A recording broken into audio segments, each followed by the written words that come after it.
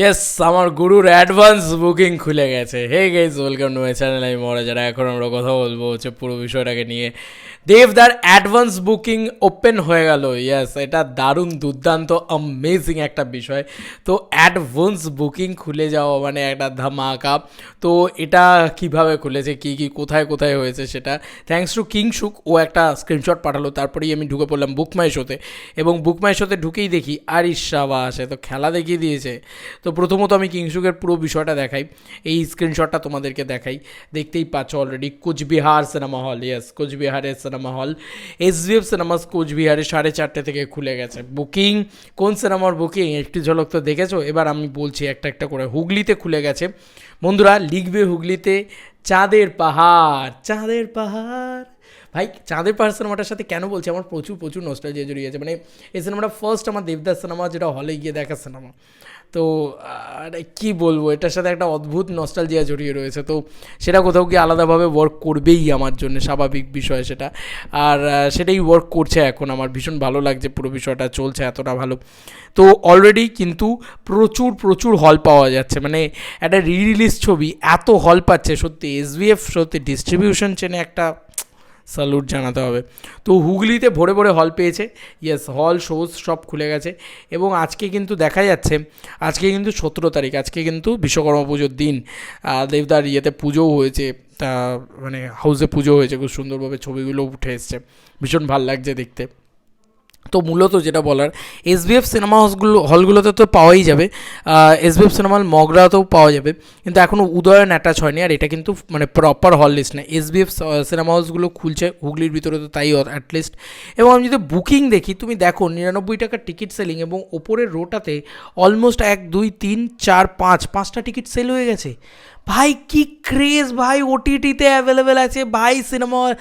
টেলিভিশনে প্রায়ই দেখা যায় যে সিনেমা মানে খুব সহজেই অ্যাভেলেবেল আর কি, যে কোনো জায়গায় অ্যাভেলেবেল আছে, ফ্রিতে দেখতে পাবে যে সিনেমা। 100 টাকা দিয়ে সেই সিনেমা নাকি দর্শক হলে দেখতে যাচ্ছে।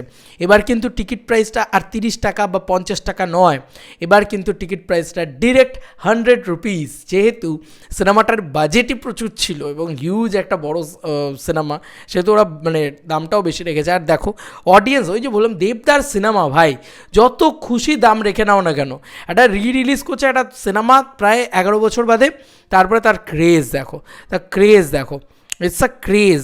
হ্যাঁ, আনবিলিভেবল। ভীষণ ভীষণ ভালো লাগছে, ভীষণই ভালো লাগছে। মগরা সিনেমা হলে ওখানেও খুলেছে, তো দেখা যাক যে গ্রামে গঞ্জে মফস্বলে কী রেসপন্স ক্রিয়েট করতে পারে চাঁদের পাহাড়। এবার চলে আসি, কলকাতার ভিতরেও কিন্তু খুলে গেছে চাঁদের পাহাড়। আমি কোচবিহারটা তোমাদেরকে দেখালাম, এছাড়াও বিভিন্ন জায়গায় আরও জায়গাগুলোতে খুলছে অলরেডি, বাফারিং করছে। তো আমি ওয়েট ফর ইট, আমি জাস্ট দেখাই যে কলকাতাতে কী অবস্থা এখন। কলকাতাতেও কিন্তু খুলে গেছে অলরেডি, ঠিক আছে। কলকাতাতেও অনেকগুলো হলে চলে এসেছে, এখন আইনক্স সাউথ সিটি বা এরকম ধরনের হলগুলোতে আসেনি। দেখা যাক, সেইটাতে এলে তো আরও বিষয়। চাঁদের পাহাড় খুললাম আমি, ও কিংশুক পাঠালো বলে আমি এগুলো দেখলাম। তো এখানেও কিন্তু এতগুলো হলে চলে এসেছে, আমরা দেখতেই পাচ্ছি। মানে দেবদার টেক্কা আসার আগে কি আলাদা ধামাকারে ভাই, দেখো এতগুলো হলে চলে এসছে। ফোকাস নে করে জাস্ট নিয়েছে। তো এখানে SVF cinemas Baruipur show house, INOX City Centre Salt Lake, এখানে আইনক্সে খুলে গেছে।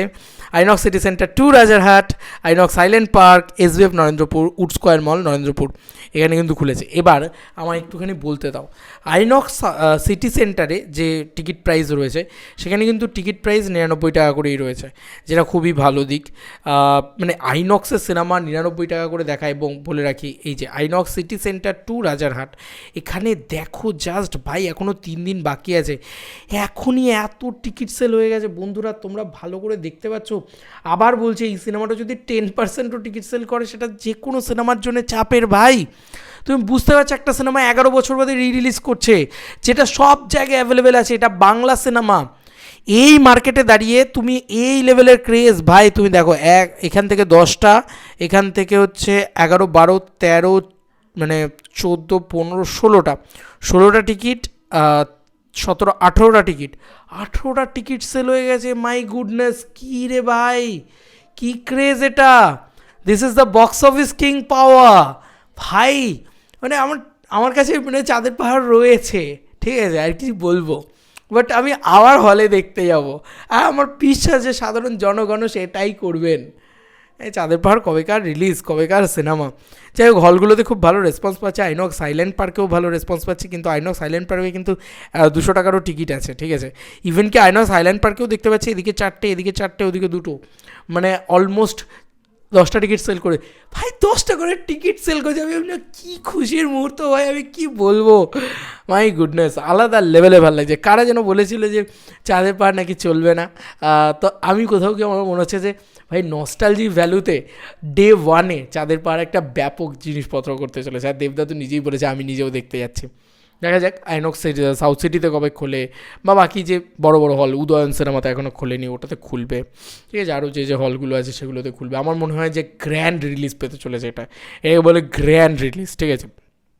যাই হোক, এবার আমরা যেটা বলবো সেটা হচ্ছে যে 20 তারিখেই কিন্তু একদিনের রিলিজ তা নয়।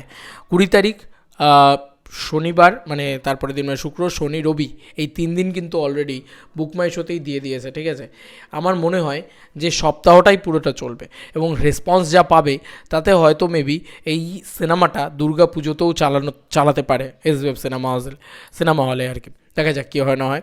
তো এই ছিল লেটেস্ট আপডেট। তোমাদেরকে আর কি মতামত এন্টায়ার ভিডিওটাকে নিয়ে জানিও কমেন্ট সেকশনে। চলো বন্ধুরা, নতুন কোনো ভিডিওতে দেখা হবে। বাই। কলকাতাতে ব্যাং অন রেসপন্স, কলকাতা দেবদার আতুর ঘর। বাই।